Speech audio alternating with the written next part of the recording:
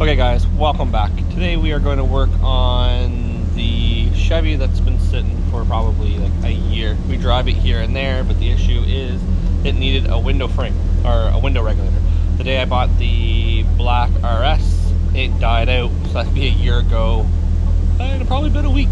So I did order myself a new window regulator, or I should say a new motor, and I'm going to get that in now. So first thing we're going to do is, the battery is dead from sitting because we barely drive it, so letting it run for a couple minutes before I start. But what we're going to need to do is, I have my existing power motor here, and I did buy the one from Rock Auto, but it was a GM one. So what we're going to have to do is we're going to take the door panel off. It doesn't look to be too bad.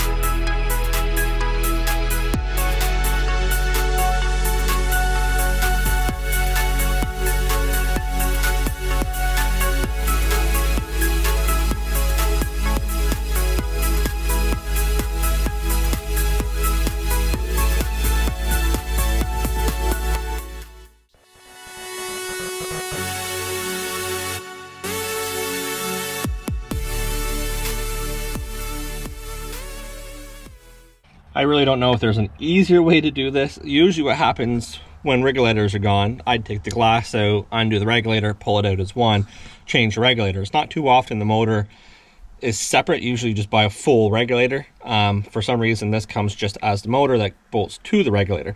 So the glass can't come out because it's all the way down when the regulator broke, which means the bolts to hold the glass in at the very bottom. So I'm trying to do this with it inside the car, which makes it a pain in the butt. So I rigged up a pair of vice grips to go in here, which actually works surprisingly. Now that that's done, I can slide my vice grips out, and I can take out this window motor out, and you see it's original AC Delco. Now a good thing to do is to compare the two, make sure they're the same, which I hope so, because it's going to a car show tomorrow either way. And as you see, they look the same, so that should be good. Now the joys will be putting this all back together. Make sure I get the bolt out of here. The regulator not coming out, which again, if I took the stuff off the window, it probably could have, which I don't know, I think it'd be more of a pain in the butt, but it's pretty easy to work on, to be honest. So let's get this new regulator in, or new motor in. I keep calling it a regulator because that's what I would call it, would be a regulator, but it's not. Now it looks like this came with a new piece, which technically should go somewhere in here.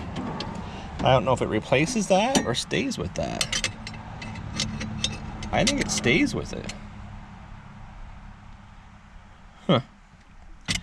Either way, this is going to go like this, and then gets bolted in the spot.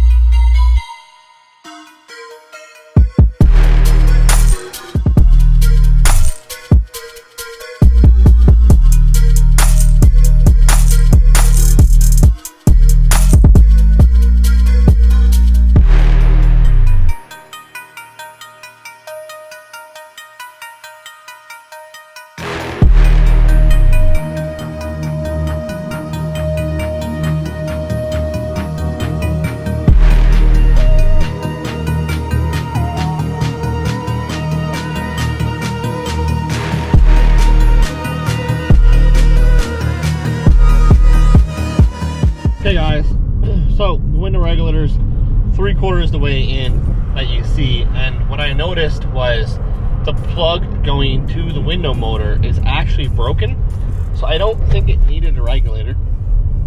So what I did was I tested it, and the window regulator works off of a battery. It's working fine up and down, no dead spots or anything like that. So what I'm thinking is thinking that the plug, like I said, half the side of it's broken, so I'm pretty sure it's an old car and it vibrates and stuff, so maybe it vibrated itself off. But I already got the new window regulator on. I keep calling it a regulator. I know it's a motor. Welcome to Ford technology. It tells me I'm too close to a car that's turning left in its own lane. So what's going on is I'm going to run over to Kenny U-Pull. It's our local junkyard. They got a mid-80s Trans Am, which I'm hoping has the same power motor clip. And I'm going to cut it off and then put it on my car, and hopefully it'll be good to go. So we will get back when we get to Kenny U-Pull. Unfortunately, it just seems like it's always something. But when you own 14 some odd cars, it is what it is. It's bound to happen, and well, it happens. So we need to get it back together today, because tomorrow we go to Nationals with it. And the SRT, if you guys are following that build, I started it up today to get it out of the garage, because the Taurus that I'm driving needs an oil change. So I notice it's not running lean at idle right now, but it's cold. So I'm thinking that the coolant temp sensor is probably bad in the SRT, which means I'm going to have to put a new coolant temp sensor in it, and then it'll be ready to get the finished of the dyno. I'm going to call right now, and I think he's going to get me in, hoping on the 14th. So we'll leave it at that for now, guys. We will be back when it comes time to hit the junkyard. So I lucked out, guys. They had this 80s Trans Am, which is a shame, but it does have a good clip. I've already taken it off. I was talking to a guy that I know. So as you see, oh, the door is locked again. It's a shame. T-top car. Didn't look like there was too much damage. But now that I got my switch, I can go home, get that soldered on, get it done, have a working window regulator for tomorrow, and that was the plan. So we will pick this up when we get home and go from there, guys. Okay, guys, we got everything back together. That was a pain in the butt. So now what we're going to do is tighten up our felt here, and then I got to tighten up my window motor. I'm pretty sure I'm missing a bolt. I'm going to wait to see how tight that gets. I don't have one here, but as you see, there should be a fourth one. But once that's tight, it might hold it in spot, and then we'll go from there. That's going to go up there like that. We'll get it all ran back in spot.